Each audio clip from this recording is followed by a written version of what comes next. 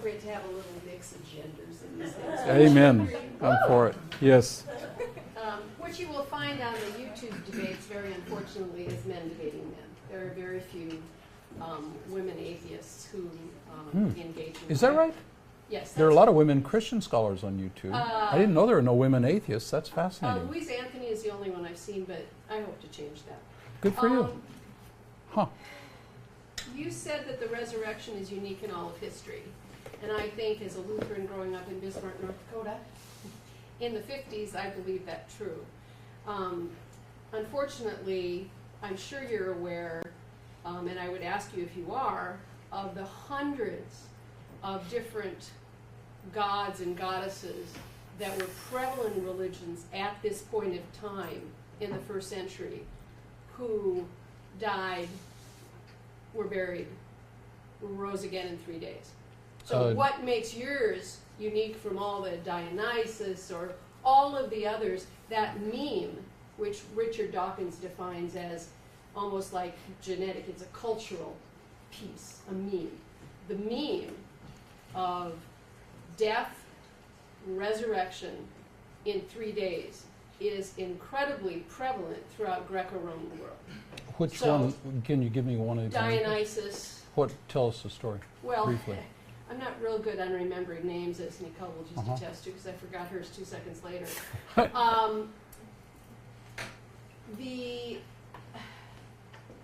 There were hundreds of religions that had gods and goddesses in Greco-Roman times where they died and came back. It was a theme that's present through many, if you just do Greco-Roman gods, you will find that. So my theory is that, and in Mark, he doesn't mention the resurrection. And we believe that Mark is written about 70 AD after the destruction of the temple. Mark doesn't mention the resurrection? Mark doesn't. Mark ends with an empty tomb. There are a few verses after the end of Mark that most scholars agree were appended later on. Because there's earlier versions of Mark that have been found without those verses. This is the end of Mark. I just stuck it up there. Those last verses were... This is not the last questionable verses. Verse 6 is right there. That's in the widely accepted. Yeah. The part that's debated starts at verse 9. So yeah, the resurrection is in Mark. Have you read about those other Actually, I have. mythologies Yes, and I have. religions? So Yeah. what makes yours unique? I went back and read many of those stories, and the story of Jesus is very different. My favorite is, I won't get the name right, it's the Egyptian god, I think it's Isis, who's Osiris. Oh, yeah. He dies, and somebody cuts him up into 12 pieces, and they get scattered around, and they go back and they gather up all the pieces and put them together by magic, but they're missing a very important part of him that makes him fun in bed.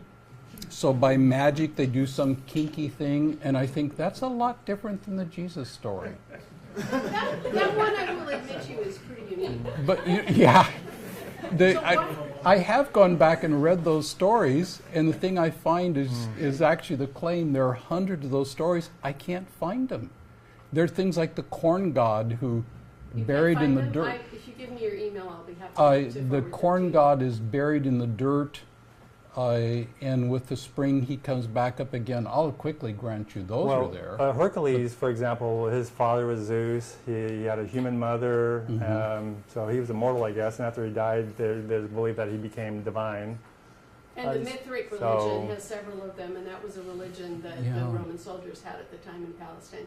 Krishna is an avatar of Vishnu, Lord Krishna. Yeah, you don't have a death and resurrection there.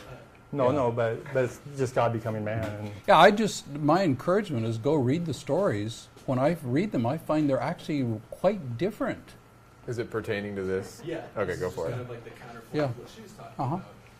Consequently, if there are other religions that do have a resurrection myth or something like that, there are multiple and almost universally considered animist religions both located in early Asia and North America up until the Spaniards arrived, that have a creator. And they strongly believe in the creator as the master of all the lesser gods that come after them. And if you dig deep enough in the roots of those cultures, you can find those guys. So how do you, I guess... Like Hercules, for example? Are you saying Hercules is like that? No, I'm saying animist religions, not organized polytheism. I'm talking about like Native Americans, where they have the sky god, they have their creator god. Yeah, I think the Native Americans, I think at a seminary I took a course in early American history, and I think what they said is actually the Native American religion is actually kind of lost. A lot of the modern religion in the Native Americans has been synchronized, and you know, there's all the tribes had a little different version too, and those just got nuked out. So it's hard to know really what they believe. I'm just saying that the majority of the oral tradition comes all the way back to this beginning God, this creator God.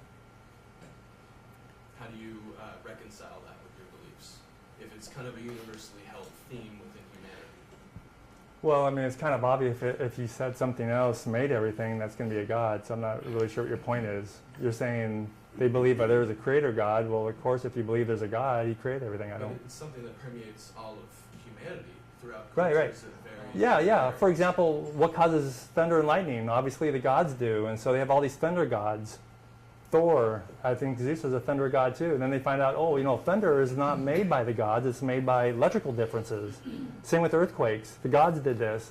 It's just human nature we don't know, we're ignorant, so God must have done it.